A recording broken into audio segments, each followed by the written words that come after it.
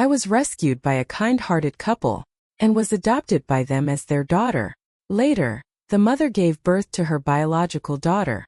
The younger daughter was mischievous and playful, and accidentally set the ancestral hall on fire. I risked everything to escape the blaze with her, but all the blame was unfairly placed on me. I nodded and took responsibility for the incident. As a way to repay them for saving my life, the ancestral hall was engulfed in a fire. If I were still my father's daughter, I wouldn't have had to endure the punishment of whipping. At most I would have been made to kneel for an entire night. Or if my mother had admitted that it was the youngest daughter who accidentally caused the fire, the clan members, considering her young age, wouldn't have reprimanded her too harshly.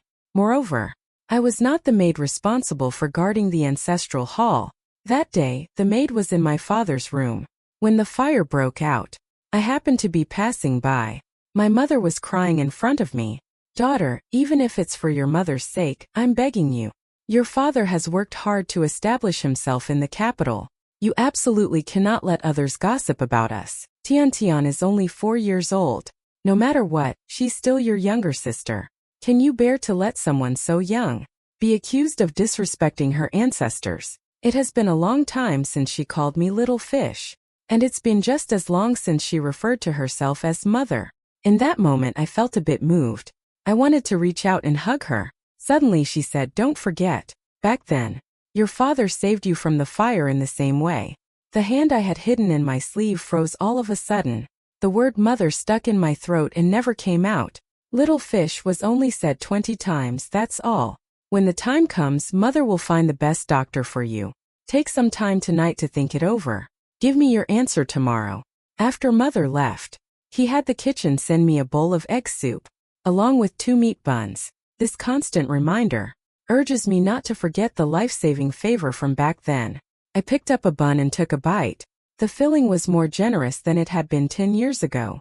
The soup is richer and more flavorful than it was a decade ago. However, they don't taste as good as they used to back in the day. I still finished eating everything. After tidying up the dishes, I took a small porcelain bottle out of the cabinet, poured out the pills inside. Without hesitation, I swallowed them right away. Since I've decided to confess, I must do it completely and thoroughly. A debt of gratitude must always be fully repaid. Honestly, I always believed that my mother and father treated me as if I were their own biological daughter. 10 years ago, Linjia village suffered from a famine, and a fire broke out in our home. They rescued me from the flames. My father got his leg crushed by a falling beam because of it. My mother asked me what my name was. Back then, I hadn't been given an official name yet. My biological mother gave me the name Linger because I am a girl. She always called me Linger. Neither my mother nor my father were locals. They said they were just passing through by chance. Since they saved me, they believed it was fate. They decided to take me in as their adopted daughter. They even gave me my father's last name, Song, and named me Liu. The dog at the neighbor grandma's house next door was named Lifu. It was something I picked up. My name is Liu. That was also found and taken in. Grandma adored Lifu. She always saved bones for him to eat. I believe my parents would love me just as much. They brought me to Xiling. Only then did I realize my father wasn't an ordinary man. Instead, he was a relative of the Jinglan Marquis in the capital. My father had long been ostracized by the clan members. Although he was the eldest son's child, he was always relegated to a lesser status because his birth date was set to clash with his grandfather's, and had to remain in Xiling, working as a minor official managing the grain warehouse. On the night we arrived in Xiling, my mother asked me what I wanted to eat.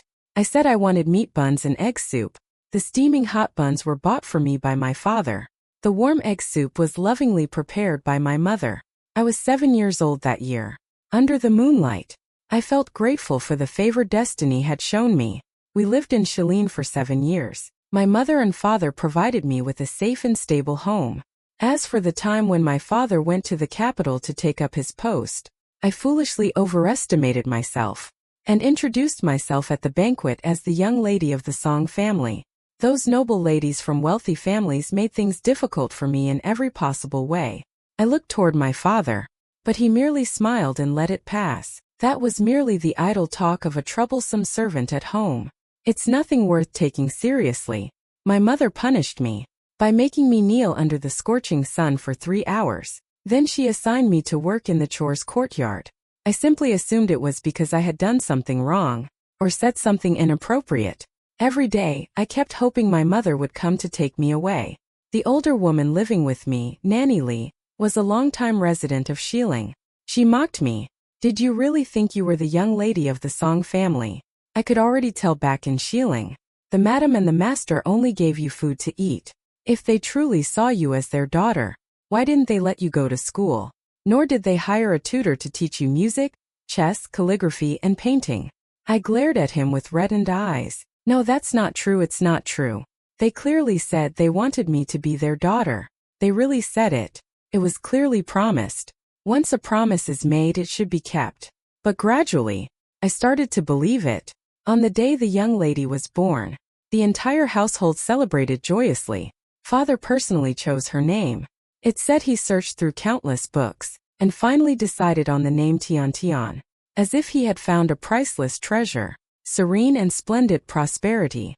Later, when the young lady turned 4, her mother invited a female tutor to the residence to teach her reading and writing.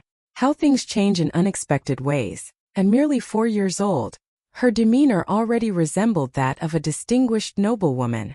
The gap between her and me is beyond measure, as vast as the heavens and the earth. Thinking carefully about it, I was never their biological daughter in the first place, nor was I registered in the Song family genealogy. They can deny it if they choose to. The madam has come to see you. Nanny Lee's words snapped me out of my thoughts. She was sitting by the bedside, soaking her feet while relaxing, chatting with me at the same time. The clan members will be arriving tomorrow. The Jinglan Marquis Manor has also sent someone. It's well known, too, that those elder clan heads value the ancestral hall the most. Now that the ancestral rites have just passed, the ancestral hall has caught fire. If the master and madam don't provide an explanation, I'm afraid it won't be acceptable. Don't blame me for speaking out of turn. That day it was just you and the young lady present. If the young lady truly confesses to the crime, she might gain a reputation for being unlucky. Would the madam really be willing to let that happen? You should just yield and make peace. Perhaps it could spare me from some suffering. What Madam Lin said is something I am already aware of. I know that admitting guilt is inevitable. This is the perfect chance for me to take advantage of, to leave this place behind. The pill I took was given to the master many years ago in Shieling. It was a gift from a Taoist priest. I happened to be present at the time. The master once did the priest a favor, and the pill was a token of gratitude from the priest. If faced with a life-threatening situation within 12 hours, you can temporarily stop breathing to preserve your life. When he handed the medicine bottle to the master, he said, "This is the second favor he is repaying." Why is it the second favor? At the time I didn't understand. It wasn't until 3 days ago that I suddenly realized. Turns out Lai Yu is not a name, but rather an identity. The first act of kindness was treating me as a daughter. That day, I escaped from the scene of the fire. Enduring the pain of my injuries, I went to find the madam. I planned to take responsibility on my own to repay the kindness, but unexpectedly discovered the master was also in his room. He shattered the teacup and lashed out at the madam in fury. I had said before that this matter had nothing to do with Chower. He wouldn't admit it either. Chower is the maid responsible for guarding the ancestral hall. At that time Lai Yu was also present. Go and call him over. Make him take responsibility. Just say it was accidentally knocked over while cleaning the candlestick. I hid behind the tree, in the shadows cast by the window frame. The lady seemed a bit hesitant. 20 lashes from the master is no small matter. This could be fatal. Don't forget that we saved him back then, with the original intention of recognizing her as a daughter. That Taoist also mentioned before. In the event of his death. Aren't you afraid? Afraid of what? Now that I have the Crown Prince's full trust, would I still care about losing a mere pawn like him? The master interrupted his words. Even if I lose it, the world is vast. I can always find another one. But the birth date and astrological signs of Lai Yu were calculated by that old Taoist in Linjia village. That's how we managed to find him. So many years have passed. Where that Taoist has wandered off to, no one knows. What? Did you really start seeing her as your daughter? A country girl, unrefined and vulgar. Aren't you afraid of being mocked by the wealthy ladies outside if this gets out? The lady's words were interrupted once again. This time it seemed to strike a nerve with him. Beneath the shadow of the window, the lady eventually nodded her head. The cicadas on the trees were still chirping, yet every word they spoke felt as cold as a biting wind, slashing across my face, piercing into my heart. It's not autumn yet. How could it be this cold? Even now, when I think back on it, I still can't help but feel like crying. The porcelain vase in my hand was something I got by chance when I traveled to Kyoto that year. I noticed the vase hadn't been packed with the luggage, so I took it to go find the master. Father, you haven't brought it with you yet, but this is the item that saved your life. And yet it only brought his anger, calling me a useless brat. What's all this talk about saving lives or not saving lives? Are you wishing for my death? I'm not upset at all. Quietly took the porcelain vase away. At that moment I thought, if the master ever faces a life-threatening situation in the future, at least I would have a way to save him. Who would have thought I'd end up using it on myself first? The next day, the elders of the clan had already gathered outside the ancestral hall, waiting for the lady to come and find me. I was also waiting for him at the door. Hearing me agree to his request, so happy that he couldn't stop smiling. I knew our little fish was a considerate child. I asked him if being whipped would hurt a lot. He stammered and said not to worry. Just endure it and it will pass. Oh, by the way, next month is your birthday. Back in Shilling. You don't want anything at all. You just ask us for a bowl of noodles. What do you want for your birthday this year? Mother plans to buy you jewelry, silk and satin. He might be worried that I would change my mind. He said a lot of things. I just smiled and said I don't like those. I only want to eat meat buns from Shilling. And the egg soup made by Mother herself. The lady paused for a moment before nodding in agreement. When your birthday arrives, Mother will take you back to Shilling. I confessed my guilt at the ancestral hall entrance. While wiping the candlestick, I accidentally knocked it over. And the young lady just happened to be inside praying for the master's well-being. After the elders heard about it, they praised the young lady for having such filial piety at such a young age. Truly a rare quality. While scolding me for being careless in my duties, this should be subject to severe punishment. What was originally set as 20 lashes turned into 30. The master quickly nodded, agreeing that severe punishment was appropriate. It deserves harsh punishment. The whip used for the flogging had barbs on it. 2 guards tied me to the frame. Perhaps they were worried I might thrash around from the pain. The rope around my arms was wrapped layer upon layer. My mouth was also gagged. They said it was to avoid disturbing the peace of the ancestral hall.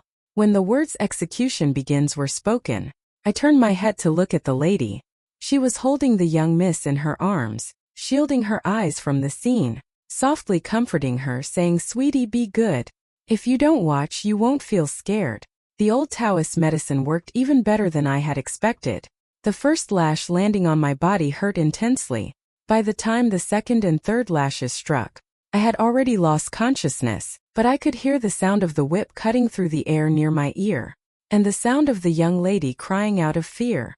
The master might have frightened Sweetie. I'll take her back to her room first. The madam was speaking. At last I heard someone say the punishment was over. The members of the clan gradually dispersed. Someone came to untie the ropes binding me. They checked if I was still breathing, and exclaimed that I seemed to be dead. Should we report this to the master and madam? Are you out of your mind? The master is currently entertaining Marquis Jinglan and his guests. The madam is also busy taking care of the young lady. Who has the time to deal with whether he lives or dies? Let's carry him back first and notify the mortuary to collect the body. 3 days later the clan members departed. No one blamed anybody for what happened. The young lady even received a reward. The master was so delighted. He decided to hold a family banquet at the residence.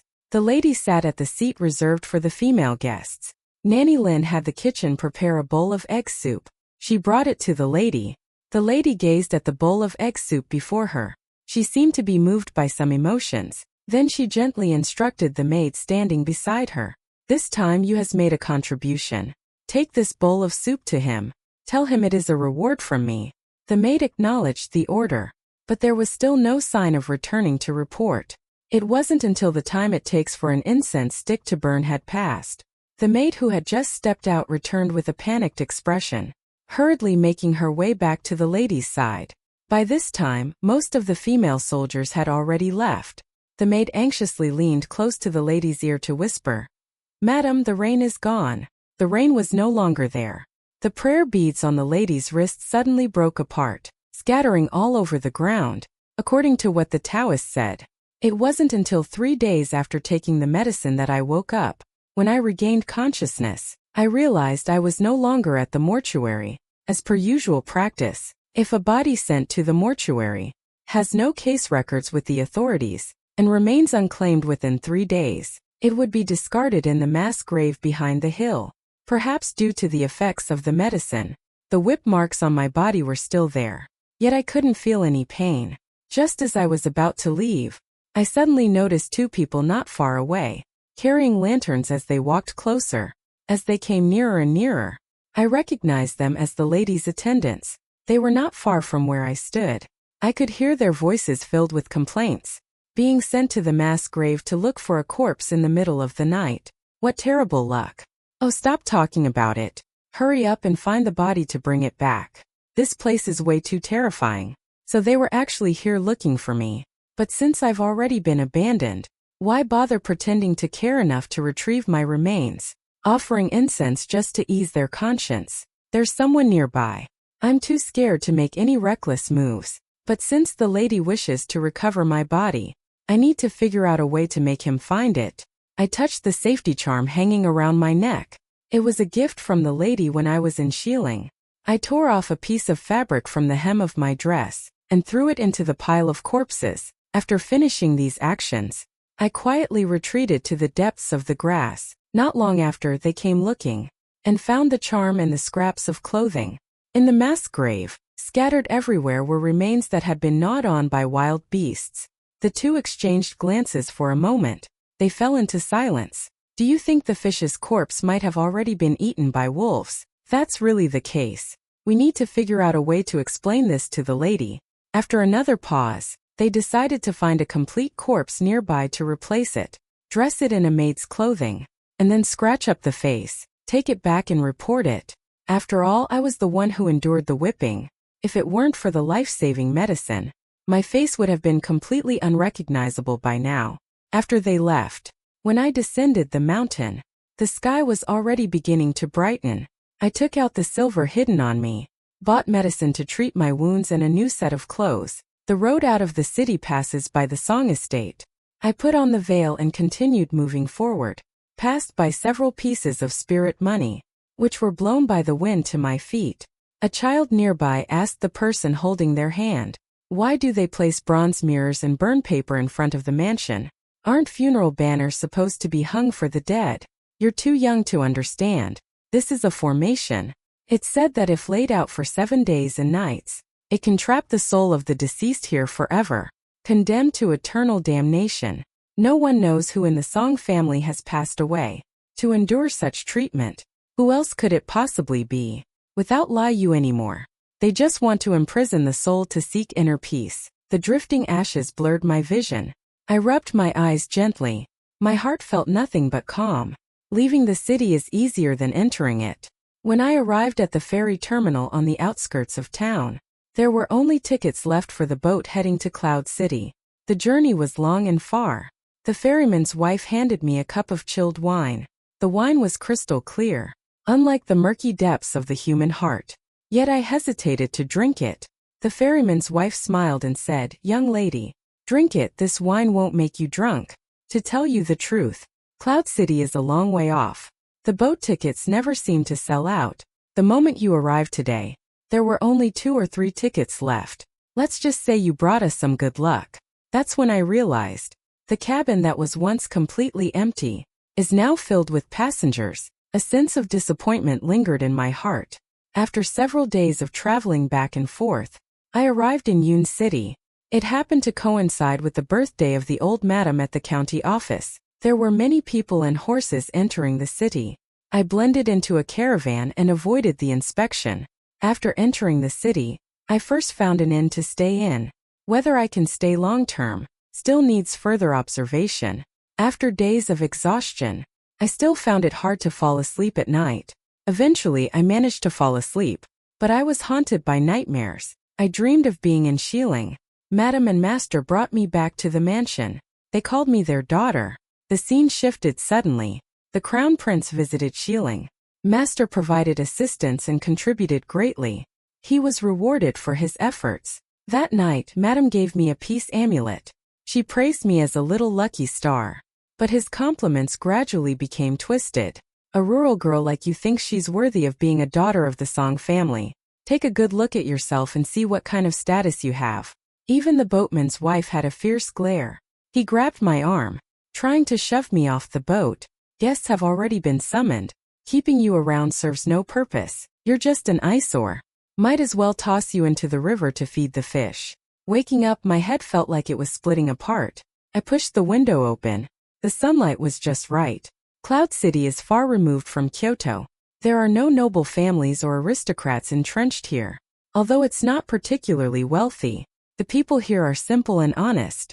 After leaving the inn, I purchased a small house and a plot of land about an acre.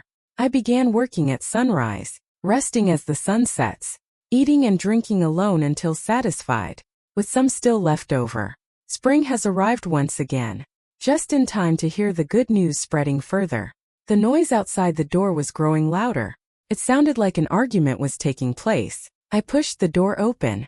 It turned out that Zhang Shang from the village entrance had passed the imperial examination as the top scholar, and at this moment he was lying on the ground.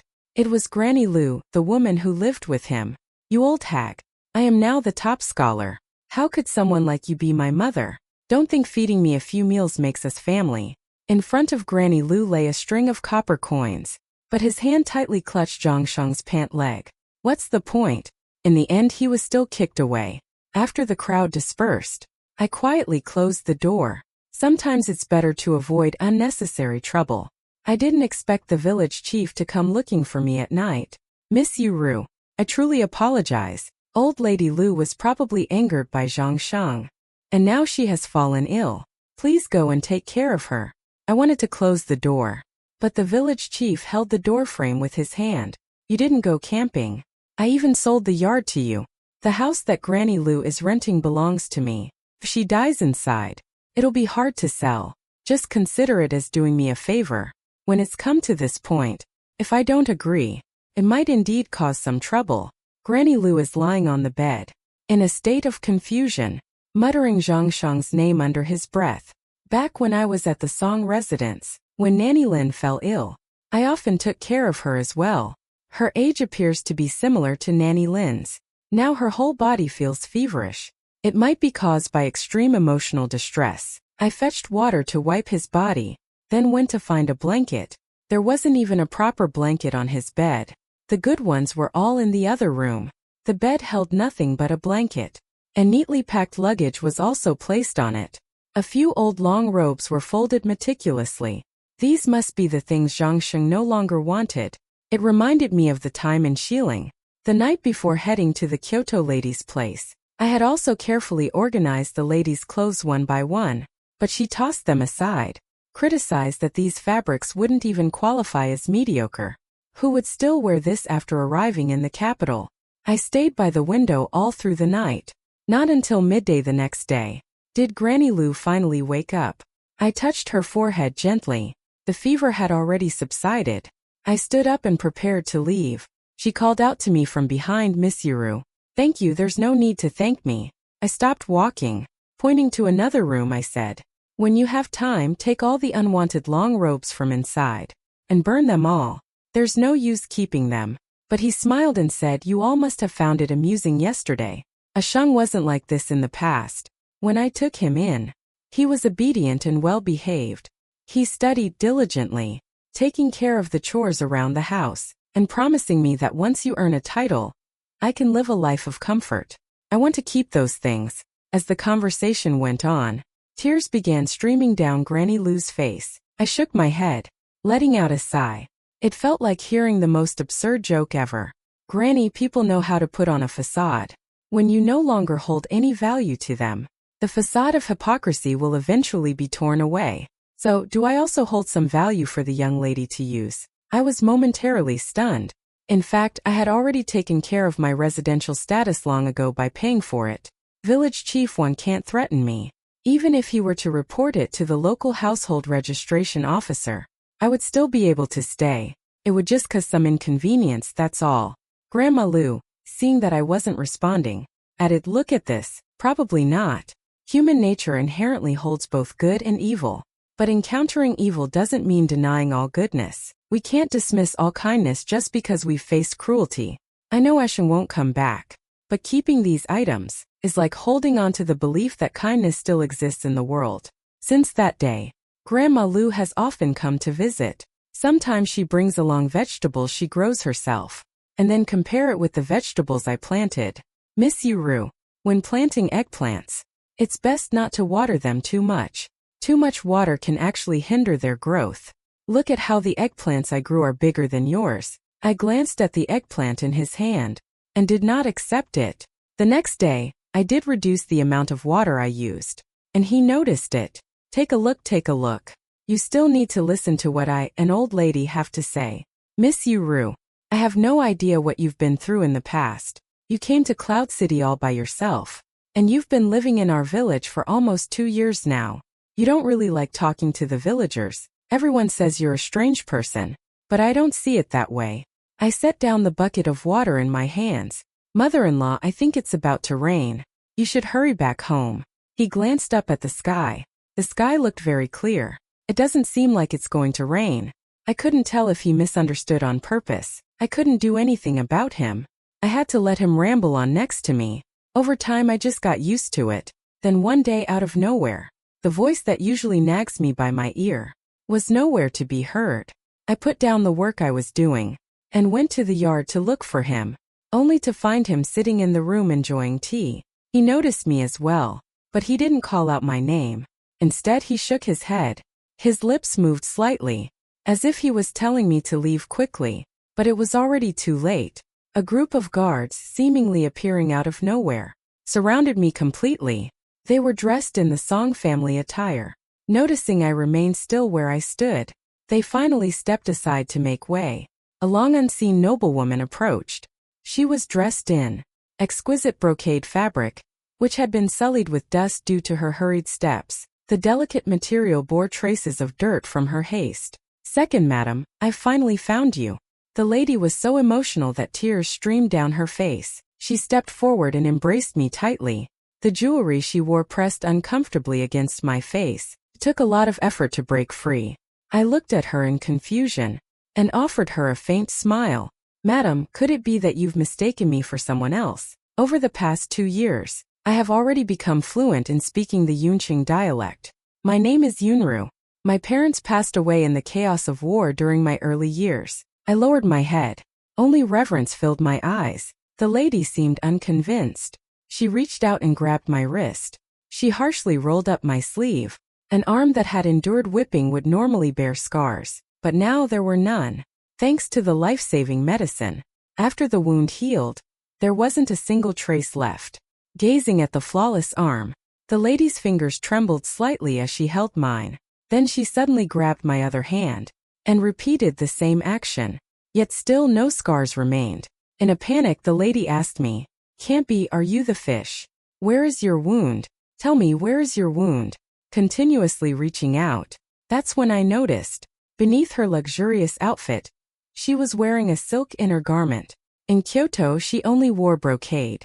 I concealed my surprise deep within my eyes, taking a step back. I don't understand what Madam is referring to. Since childhood, I've been cherished by my parents. They never allowed me to get hurt.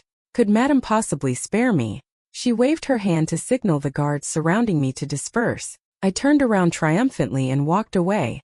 It was only after I returned that I found out. Since the end of last year, after Song Jia discovered my corpse was fake, she began secretly searching for me everywhere.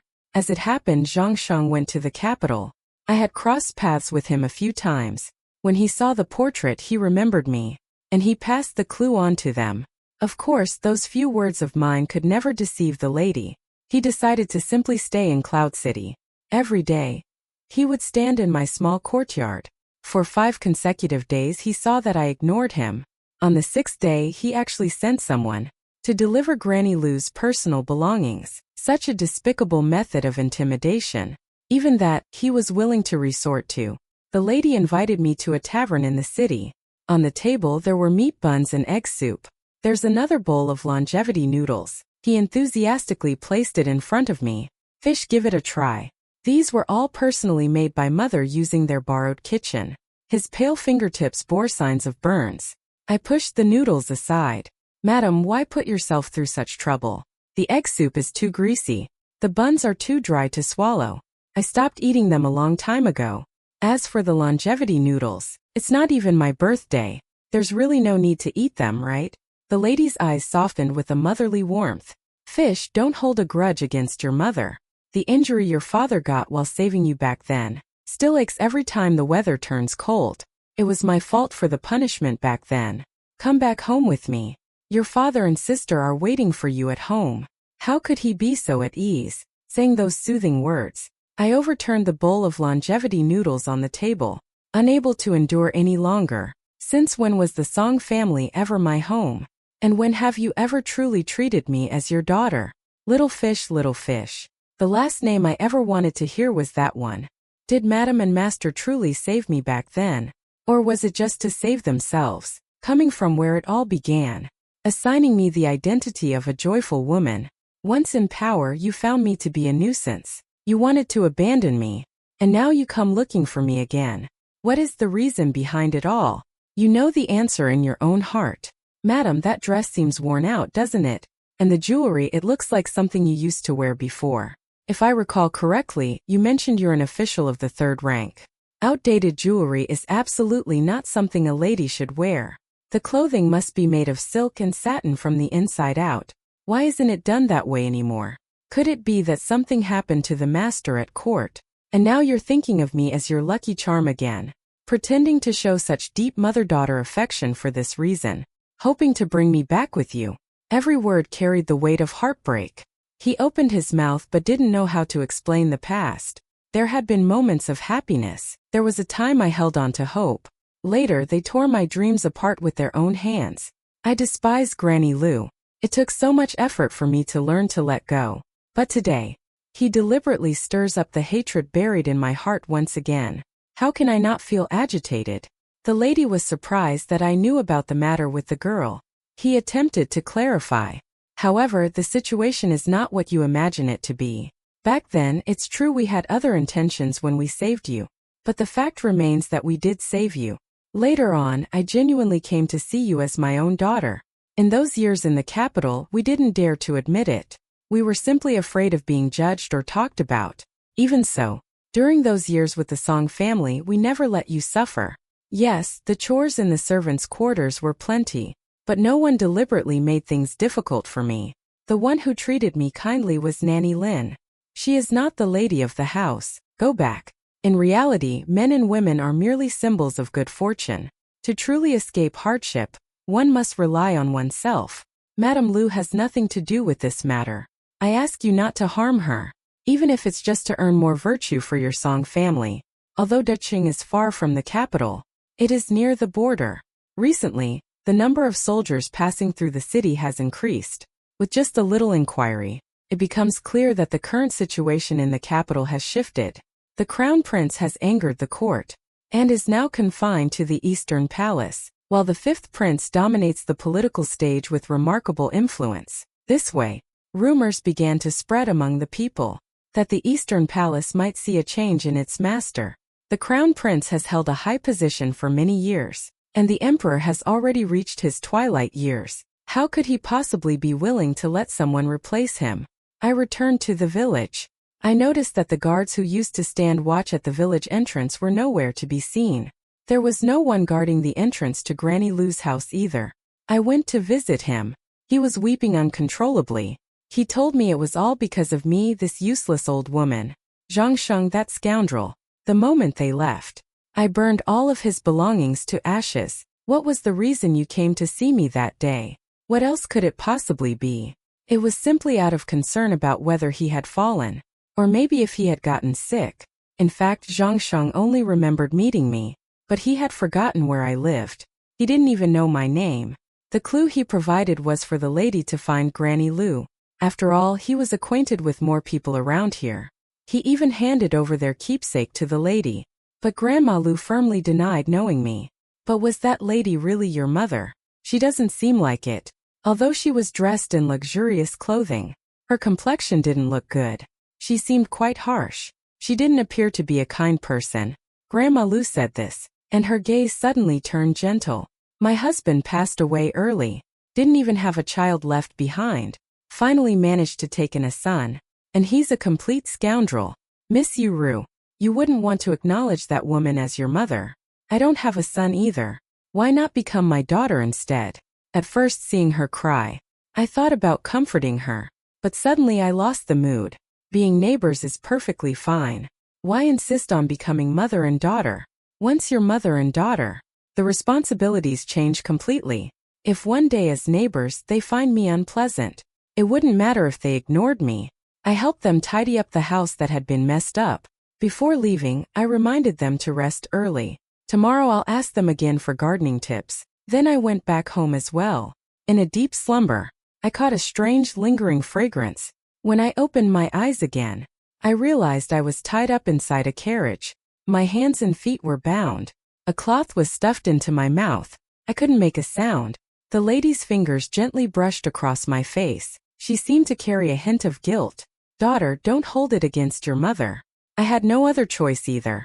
All the money and valuables in the house have been spent, but those people still won't let you go. Father, you are our only hope. Don't be afraid, I won't harm you. Rushing to the capital with incredible urgency, the madam brought me back to the Song residence through the back door. The once lively estate is now desolate at its entrance. Just as he described, the rare treasures that were once everywhere are no longer in sight. Everything vanished as well. He led me into a sealed room. Inside the room stood an altar. On top were the birth dates and times of my grandfather and me. Strange copper mirrors were scattered everywhere. A person dressed in a Taoist robe approached. It wasn't the same Taoist who used to deliver medicine. The lady ordered her people to throw me to the ground. I have already brought the person here. This is silver. Hurry up and cast the spell. Ensure that my master escapes calamities and turns misfortunes into blessings. Old Dao accepted the silver. He asked the lady to step aside. When the blade sliced across my palm, a faint and almost imperceptible cunning flashed in his eyes. He collected half a bowl of blood, then turned around and asked for the bloodline of his master's descendants. If it's available, bring it now. With that, he issued an instruction toward the doorway. The lady walked in holding a baby boy who was less than a year old. A knife slid across the sole of the baby boy's foot. The baby boy's cries echoed throughout the room. Someone was wailing outside the door. Give me back my child. Madam, I beg you. Could you please return the child to me? The lady felt irritated. Go and silence Aunt Xiao for me. The bell jingled as it swayed in the old Taoist's hand. A strange sound emerged. 2 birth charts burned in the basin. 2 bowls of blood were poured over a wooden figure engraved with the master's name. The so-called husband summoning ritual came to an end. I was taken to another room and locked inside. My hands and feet remained bound. The lady walked over and embraced me. With a twisted expression, she stroked my hair. Don't be afraid, little fish. Mother will take good care of you. You must sincerely pray for your father to return home soon. I lay trembling in his arms, gently calling him mother. Mother, Yor has figured it out. Yor also wishes for father to come home soon. She smiled sweetly. It's good that Yor has sorted things out. I frowned slightly. It seemed as if I was acting spoiled. Mother, Yor's hand really hurts. Hearing this, her expression immediately turned cautious. I continued to act coquettishly. Just now, the master mentioned needing blood from Yor's right hand the day after tomorrow. But being tied like this really hurts. If the blood runs out, there will be none left. On the way here, I tightly clenched my fist. Blood had already spilled all over the ground. The lady thought for a moment. Only my right hand was released. My left hand was chained. Just as I stepped out of bed, I heard her losing her temper again. The madam and young lady said they wouldn't eat regular bird's nest. They wanted bloodbird's nest instead. Otherwise, they refused to eat at all. They still insisted on having bloodbird's nest. But there's no money left in the household to buy Bloodbird's nest. You should let her know. Eat it if you want. If you don't eat, then stay hungry. But Miss hasn't eaten anything for 2 days. Then just pick a servant at random. Take her to a brothel and sell her. Why do you bother me with everything? I think we should just sell you instead. So my sweetie can have bird's nest soup. This is madness, absolute madness. After the noise outside finally faded away, I pulled out the note handed to me by the old master from my sleeve. There weren't many words, but each one carried significant weight. The current emperor has a particular fondness for the crown prince. However, the prince's acts of brutality and his involvement in handling state affairs persist to this day. The discontent among the people has reached a boiling point. The final step to overthrowing the crown prince is at hand. It lies hidden within the Song residence. The ledger documenting the crown prince's illicit exchanges with local officials. They lured the master into a trap, using threats and bribes to coerce him. It still failed to make him hand over the ledger. They unexpectedly discovered that the lady was secretly looking for me, so they decided to turn the situation to their advantage.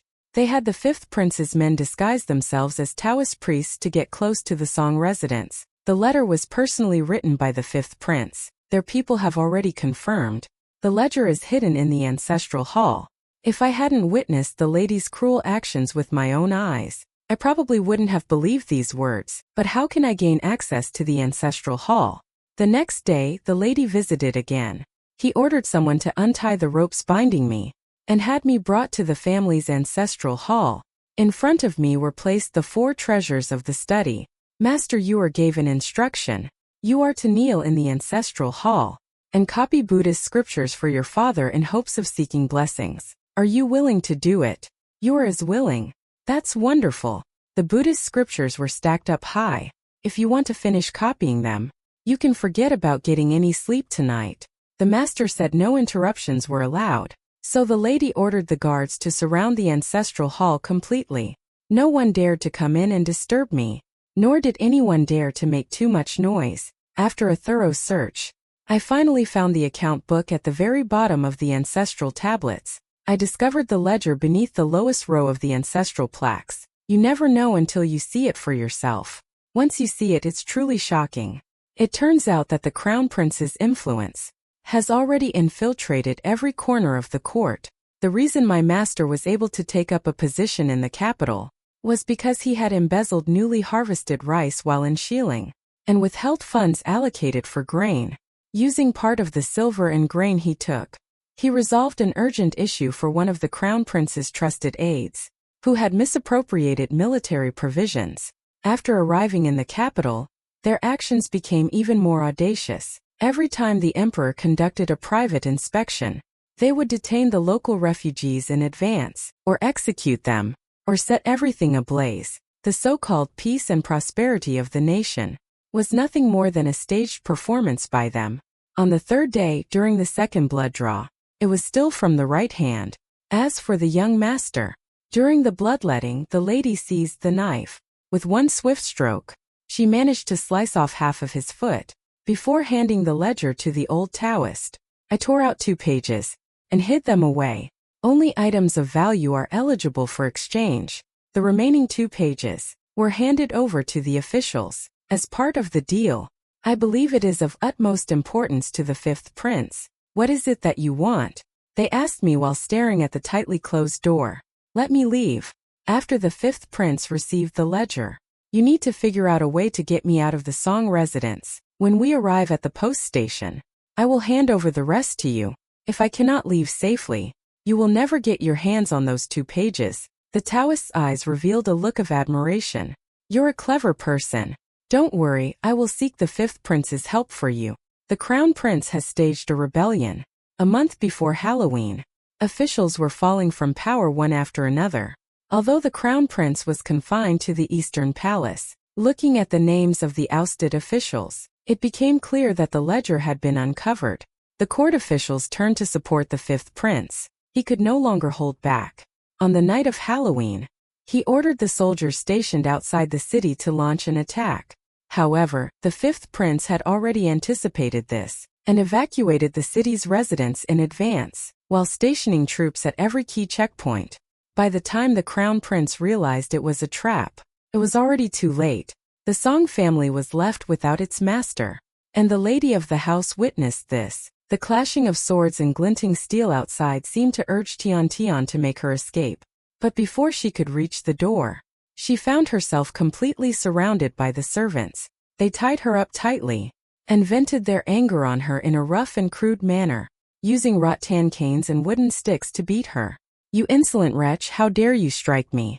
I am the wife of the minister of the imperial stables. Just wait until the master returns. I will have your skin stripped off. You kept the foreskin just because of a bowl of bird's nest soup with blood. My sisters were all sold into a brothel by you. And my brother too. It was just that the dishes he made didn't suit your taste. You went as far as cutting off his hand. And also Nanny Lin. She treated the servants well. She couldn't bring herself to carry out your cruel orders, so you killed her. Beat them all for me. Beat them mercilessly." The sounds of beating and yelling grew louder. The woman began to plead for mercy. "I beg you, please let me go. Don't hit me, I'll do whatever you want. There are jewels and ornaments in my room. Take them all. You can have everything. I'm begging you, please. Don't harm me. I was once a woman of elegance, now as pitiful as a rat scurrying across the street, torn apart and cursed by others. The sharp blade once thrown out has ultimately turned back against him." The pleas for mercy grew fainter and fainter. Sweetie was originally trying to crawl out, but was caught by someone, though it's unclear who. He cried desperately for his mother's help. "Save me, please save me. Even you can't protect yourself now. How can I save you? Your mother severed my son's leg. Perhaps your leg doesn't need to stay intact either." The air was filled with chaotic noise. Some were running while others fought over things. Some cried while I remained tied up in the room, unable to move. I couldn't tell who knocked over the candle. The flames quickly spread into the room. I struggled with all my might, but the ropes only tightened further around me. I cried out for help, but everyone was running for their lives. No one paid attention to me. I shut my eyes in despair. Suddenly, the binds on my hands loosened. "Miss, you're as agile as a fish. The fifth prince sent us to rescue you." I let out a slow breath of relief. Luckily, I had hidden 2 pages of the ledger. I was escorted out of the manor. The area outside is filled with officers and soldiers. The city gates are even more heavily guarded. Trying to get out could be described as nearly impossible. It is as difficult as reaching the heavens. As agreed upon, the fifth prince's men escorted me to the post station. They prepared a horse and sufficient travel expenses. "Young lady, where is the item our master requested?" "It is not on me." Upon hearing this statement, a glint of cold light appeared instantly. "How dare you mess with us?" I swallowed hard. "Stay calm, sir. The item is placed in the room where I was locked up, inside the hidden compartment on top of the furnace. You should head back right now. The fire hasn't reached it yet." He paused for a moment. "What if you're lying to me again?" "Rest assured, I have no ambitions. I only seek a chance to survive." After saying that, he let me go. I got on the horse, leaving the chaos of the battlefield behind. I've seen too many cases of betrayal after the job is done. I must remain cautious. There was no one on duty at the post station. If I were to hand over those 2 pages to him here, there's always the unavoidable risk of being silenced for good. A year later, Grandma Lu came to me again with the eggplant she had grown. "You see, your farming skills still aren't up to par. They're still not as big as the ones I grow." I held it in my hand and looked at it, feeling rather unconvinced. "Did you keep some secret techniques to yourself?" "No, we need to clear this up today." Grandma Lu leaned in close and asked me, "So that's made clear now. Are you seriously asking me to call you my mother and treat me as your daughter?" Why is she bringing this up again? No way, absolutely not. Stop talking about it. I don't want you to be my mother. You won't let me be your mother. Why are you planting so many daylilies in the yard? Who are you planning to give them to? My face turned red. Drive her out. All right then. The sky has already darkened. It's going to rain soon. You should hurry home. Grandma Lu looked up at the sky. The sky is completely clear. It won't rain again.